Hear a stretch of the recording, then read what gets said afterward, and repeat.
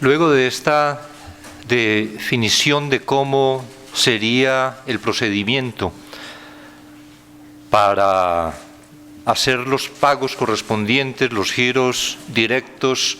a los fiscales o a coordinadores de fiscales electorales, empezaron a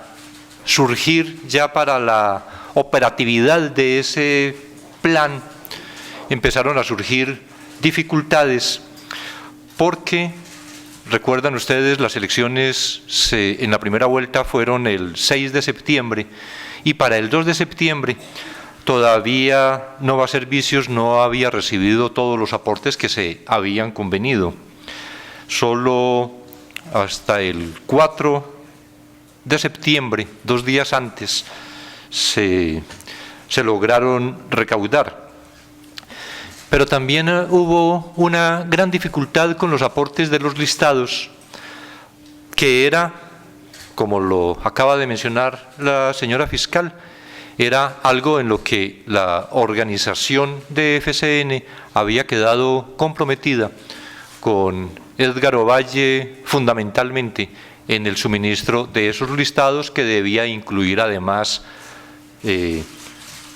cuentas bancarias para hacer las transferencias tal como se había convenido. Entonces, como todavía el día anterior, el 5 de septiembre, no se recibían listados completos, había informaciones inclusive contradictorias o se modificaba en cuanto a listados, le informaron de todos estos problemas logísticos desde Nova Servicios a Edgar Ovalle, a Rodrigo Arenas y a Andrés Botrán, y fue el señor Botrán quien suministró personal para agilizar la transcripción de la información, que además se enviaba en formatos no compatibles, etcétera, lo que exigía que hubiera una actividad de digitación y la empresa no estaba preparada para eso. El señor Botrán contribuye para agilizar esa transcripción de la información, pero con todo esto no fue posible procesar toda esa información. De manera que para el viernes 4 de septiembre, Nova Servicios solo había pagado por concepto de fiscales electorales 625.000 quetzales de los casi 4 millones que había recibido. Le comentan esta situación a Rodrigo Arenas y él propone que el resto de los pagos se podrían hacer a través de negocios bursátiles consolidados. Arenas realizó las gestiones con esa financiera y entonces, ya en coordinación con Edgar Ovalle, que suministraba listados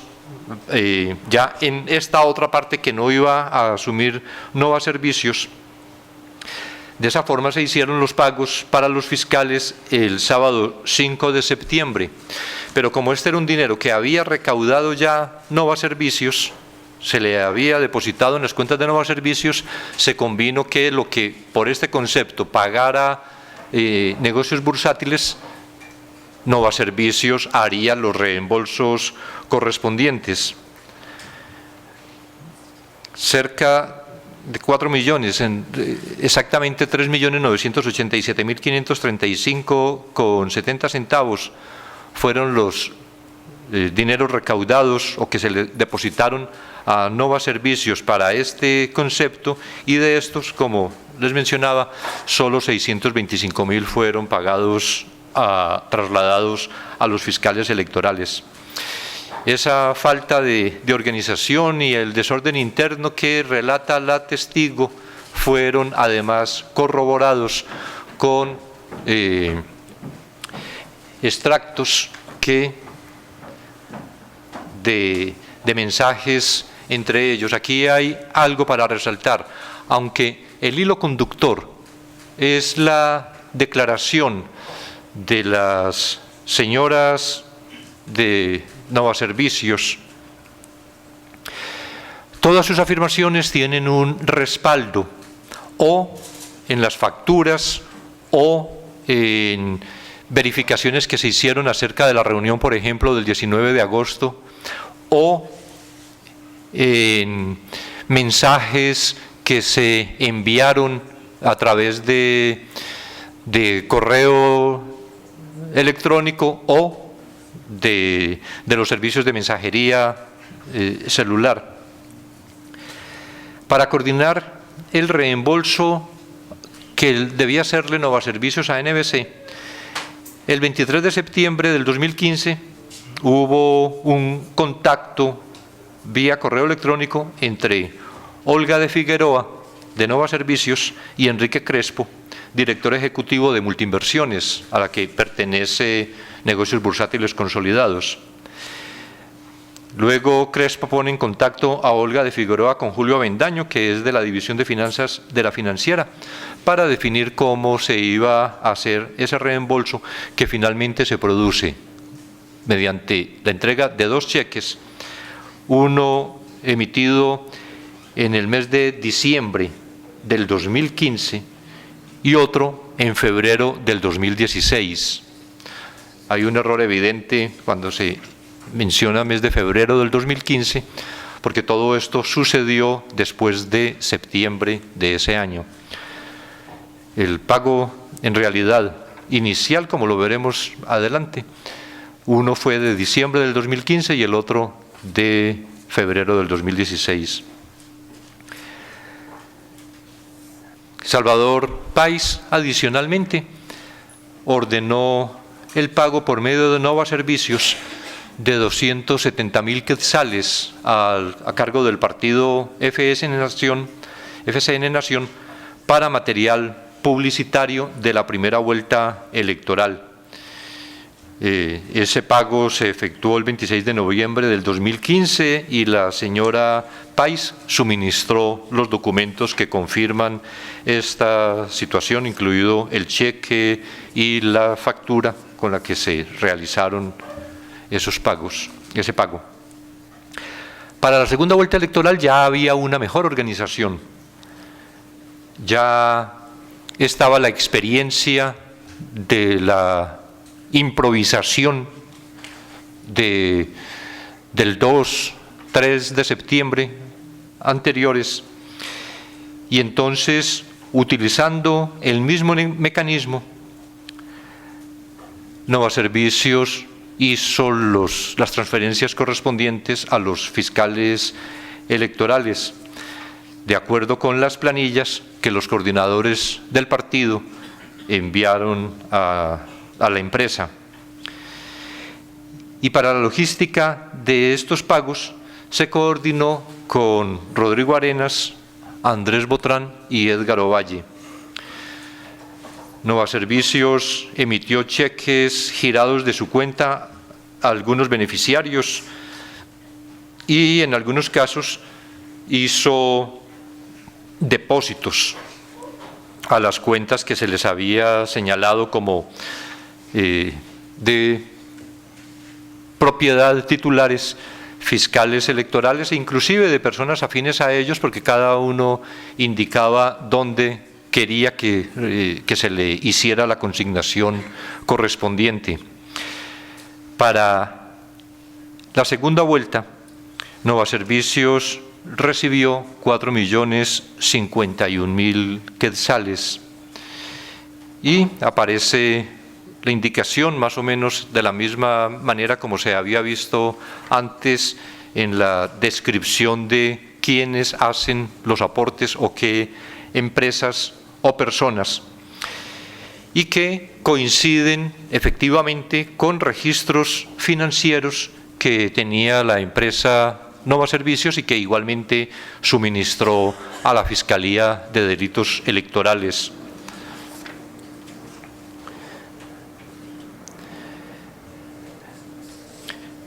Documentos que muestran cómo se hizo la coordinación para la facturación, que como apareció visto en uno de los cuadros anteriores,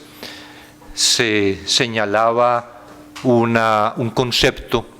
vinculado con el suministro de personal o labores de promoción de productos, etcétera, que era, además, es el objeto social fundamental de la empresa mencionada. De manera que los fondos que llegaron a la empresa fueron por la cantidad, tanto primera como segunda vuelta, la sumatoria, por 8.038.539,66, que es el monto del financiamiento electoral ilícito detectado en este momento por concepto de fiscales electorales. Hubo un pago a fiscales electorales por 7.119.300 quetzales, y la diferencia que existe entre ese concepto de los ingresos y el de los egresos es porque la empresa hizo los pagos del ISR y de IVA, de manera que la diferencia entre los 8.038.000 y los 7.119.000 es lo que se cubrió por concepto de pago de impuestos. En lo mencionado anteriormente con la financiera NBC y el reembolso que debía realizarse,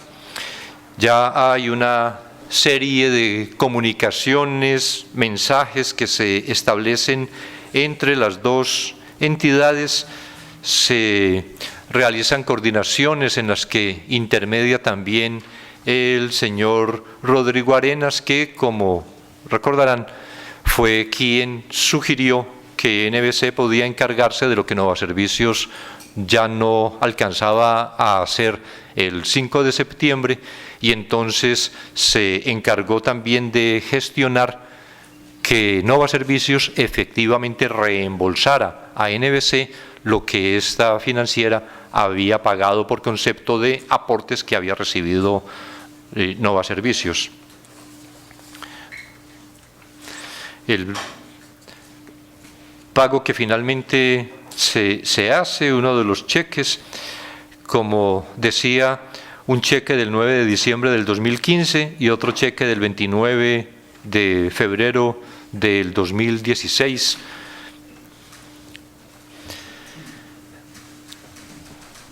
Examinamos entonces cuáles fueron los aportes que había reportado el partido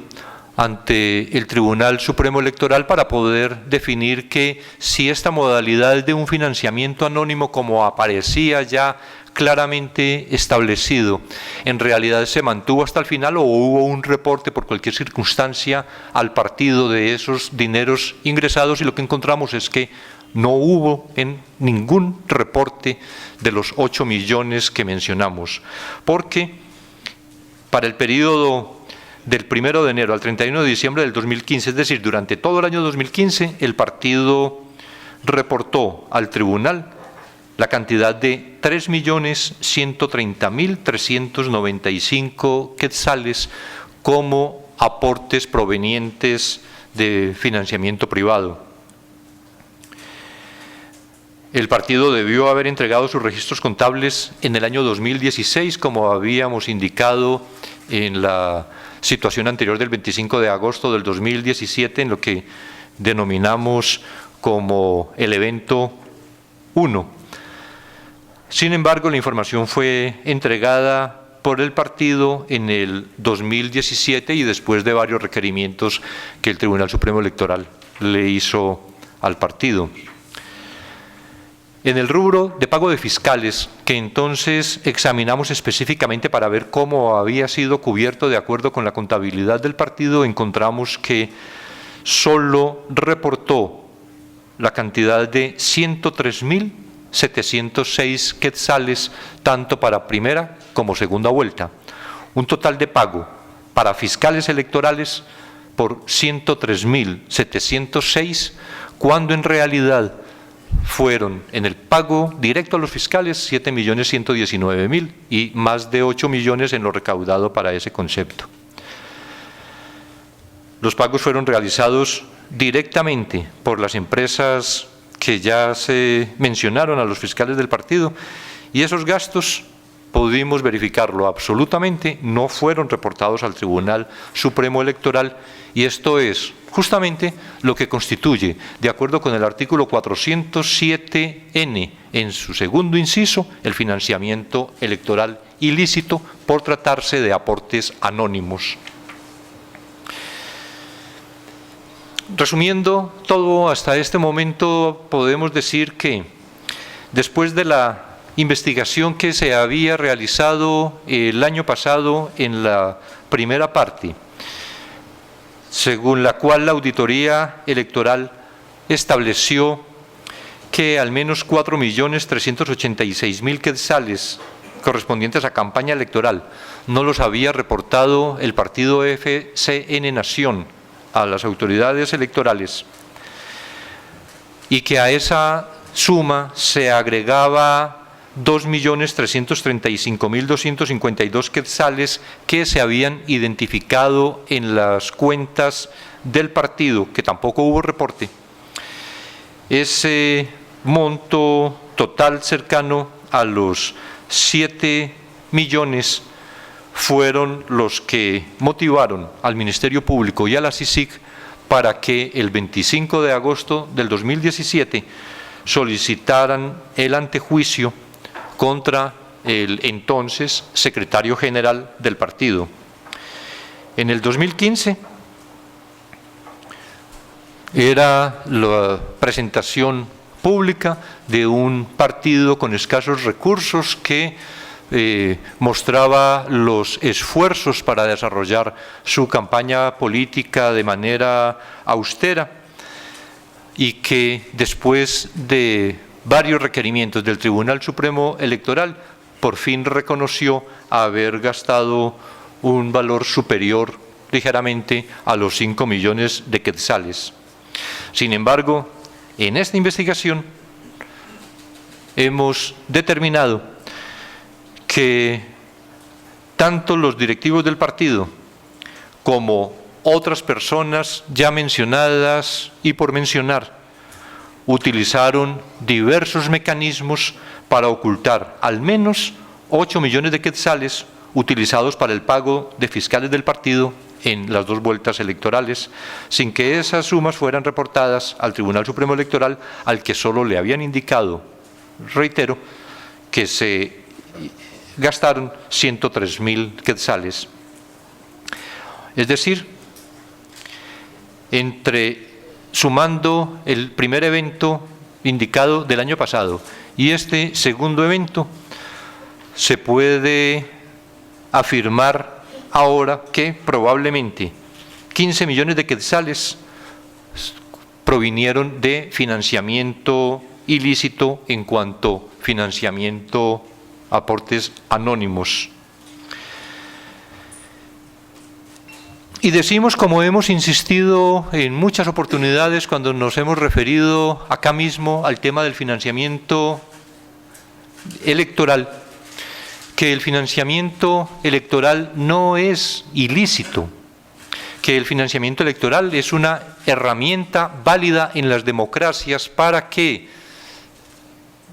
desde personas particulares, naturales o jurídicas, desde el sector privado, se hagan aportes que contribuyan a las actividades normales que los partidos deben realizar en sus aspiraciones de tener las riendas de una organización política del Estado, el Ejecutivo o el Congreso de la República. Pero que ese financiamiento está sometido a reglas, y son las que establece en primera medida la ley electoral y de partidos políticos, y que los financiamientos que se hacen de acuerdo con esas reglas que la ley establece, que el ordenamiento jurídico prevé, ese financiamiento es autorizado y es además provechoso para la democracia,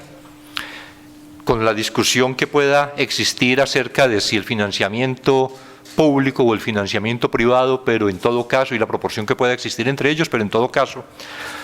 no es un reproche al acto de financiar actividades políticas. El problema es cuando se utilizan subterfugios para entregar un financiamiento anónimo, porque en estos casos consideramos, y se considera además con toda esta corriente, por lo menos latinoamericana, que se ha venido generando en torno al financiamiento de la política, consideramos que esta forma de financiamiento afecta a la democracia, afecta al sistema electoral y causan asimetrías respecto de otras opciones políticas y además, naturalmente, constituye un delito. Las investigaciones que hemos venido adelantando desde por lo menos el 2015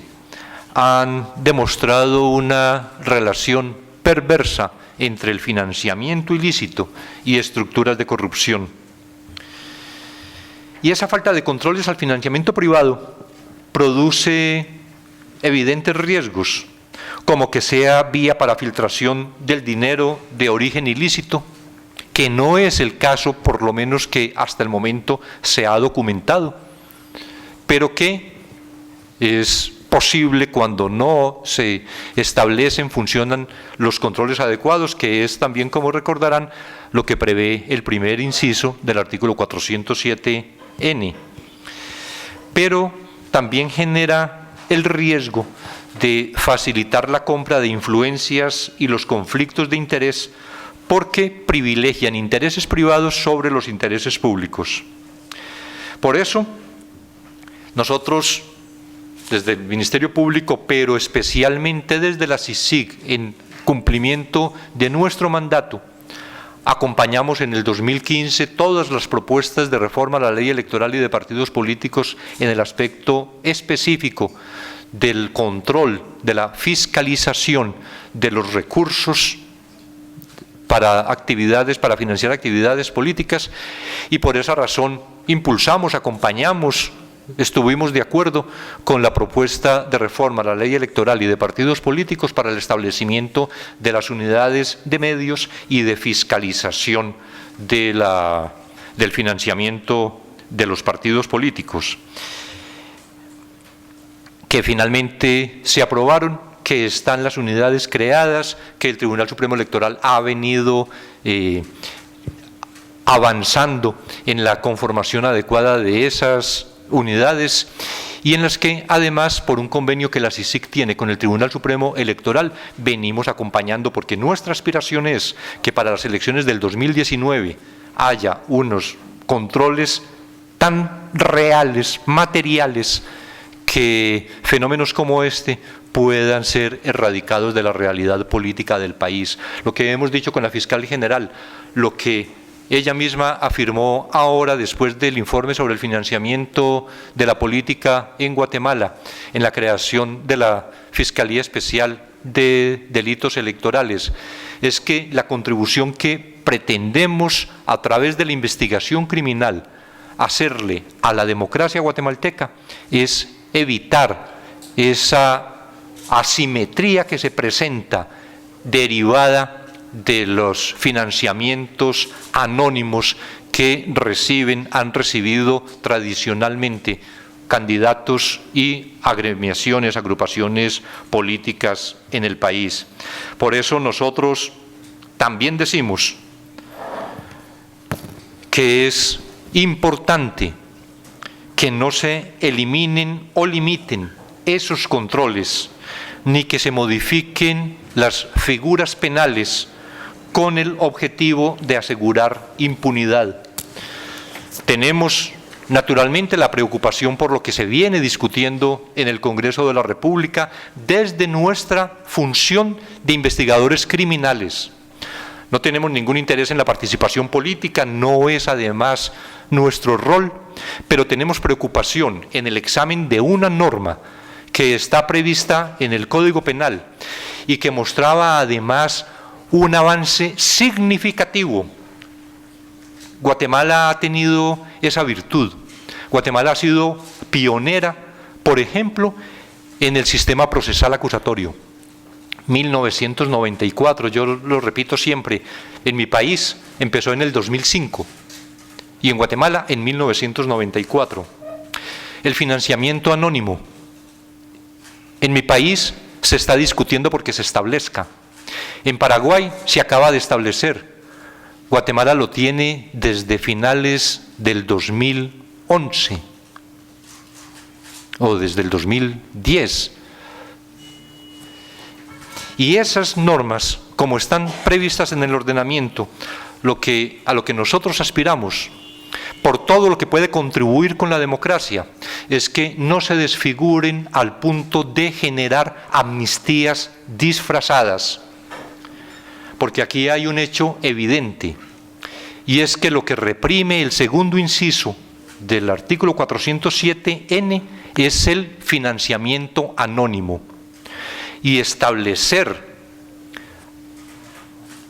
una modificación con el pretexto de la reducción de la pena, con lo que no discutimos, es una fórmula viable y además es lo que la Corte de Constitucionalidad sostuvo en su sentencia. Establecer un supuesto de hecho al financiamiento anónimo, como el de no dar aviso que se hizo el aporte o se recibió, pero en este primer elemento de no dar aviso que se hizo el aporte a la autoridad electoral, constituye una variación en los supuestos de hecho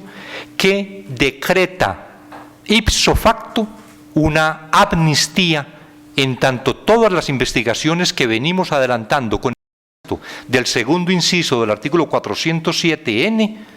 se tendrían que archivar, desestimar e inclusive los efectos de una variación favorable todavía podrían producirse respecto de actuaciones concluidas, pero que la sentencia se encuentra en ejecución, como algunos de los casos que ustedes conocen. La información que aportaron las colaboradoras, que no solo son las dos personas naturales mencionadas, sino también la entidad Nova Servicios, fue documentada, se sometió a pericias forenses, se hicieron análisis criminales y financieros, se efectuaron las extracciones forenses y permitió llegar a tener por verdad unos hechos de los que no teníamos conocimiento, ni las autoridades electorales, ni el Ministerio Público, ni la CICIG. Es decir, un aporte que resulta en realidad esencial en la colaboración que estas personas entregaron. Y por esa razón, el órgano jurisdiccional concedió a las colaboradoras, dos personas naturales y una persona jurídica, el criterio de oportunidad y además aplicó unas sanciones que permiten la reparación digna en sus componentes, que es algo que también con la señora fiscal hemos tratado de impulsar y que esperamos que con la nueva administración del Ministerio Público podamos profundizar en esto de la reparación digna, en sus componentes de indemnización o compensación, de restitución, de rehabilitación, de satisfacción y garantía de no repetición, como acaba de ocurrir, por ejemplo, con el caso de los procedimientos abreviados de los constructores en los que se satisfizo plenamente esta aspiración de reparación digna, porque el delito no solo debe dar lugar a una pena, y la pena además, independientemente de que sea cumplida o no en un establecimiento penitenciario, lo que interesa también para el restablecimiento del tejido social es que quienes hayan incurrido en una conducta delictiva reparen a la sociedad por ese daño infligido. Y así se hizo también en este caso con las colaboradoras eficaces. En virtud del convenio, las personas naturales tienen que implementar en la empresa y adoptar un programa de cumplimiento corporativo. Tienen que diseñar y adoptar un código de ética y conducta empresarial. Deben capacitar a sus colaboradores con relación al programa de cumplimiento corporativo. tienen que evaluar las medidas correctivas derivadas de la implementación de ese programa para prevenir la reincidencia. Y cada año deben divulgar dentro de la empresa los resultados de la implementación del programa de cumplimiento corporativo. Lo que pretendemos es que no solo se indemnice, se repare de la manera como vamos a ver luego, sino que además se asuma el compromiso de no repetición. Todo lo que nosotros hacemos es precisamente en la pretensión de la formación de cultura de legalidad, y estos son elementos esenciales en ese cometido. A lo externo, las dos personas naturales deberán pagar cada una, en concepto de compensación o indemnización, la cantidad de $45.000 de los Estados Unidos de América o su equivalente en quetzales, que esto equivale al triple de los aportes anónimos que se hicieron también por parte de estas personas. Esta cantidad de dinero será destinada para el Tribunal Supremo Electoral, en específico para las unidades que mencioné ahora, que surgieron a partir de la reforma del 2016. Pero también la empresa, la tercera colaboradora, asume compromisos a lo interno similares a los que ya mencioné que sus representantes o gerentes como personas naturales igualmente asumían. Y a lo externo pagará por concepto de compensación o indemnización la cantidad de 2.373.100 quetzales, que igualmente serán destinados a estas unidades. Como consecuencia de toda esta investigación, en esta primera fase de la segunda parte, se ha solicitado por parte del señor fiscal de delitos electorales, se ha solicitado citación para primera declaración de los señores José Andrés Botrán Briz, Luis Rodrigo Arenas Echeverría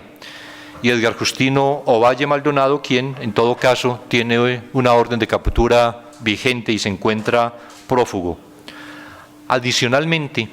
se adelantan diligencias de investigación sobre las personas físicas y jurídicas que presuntamente realizaron aportes al partido FCN Nación de manera ilícita, entre ellos el señor Salvador Páez, a quien específicamente mencionamos por tener una doble condición de aportante y coordinador en algunos de los procedimientos de este modo de financiamiento que diseñaron. Lo que afirmamos es que en esta primera etapa de la segunda parte, o digamos en esta segunda parte, en esta primera parte de la segunda etapa, lo que presentamos es la modalidad cómo se realizó una determinada forma de financiamiento de la política, ilícito por anónimo, referido al pago de fiscales electorales. Hemos descrito cómo se ideó toda la actividad y luego quienes estuvieron en los papeles protagónicos de coordinación de esas actividades, de un lado por parte de la empresa Nova Servicios, pero de otro lado por parte de estas tres personas que se solicitó hoy la citación para primera declaración. Y en el segundo momento, que será pronto, estamos continuando con labores de verificación porque algunos de los aportantes se han acercado también a la Fiscalía de Delitos Electorales para reconocer qué fue efectivamente lo que hicieron y aportar los documentos que acreditan ese grado de participación en todo este procedimiento.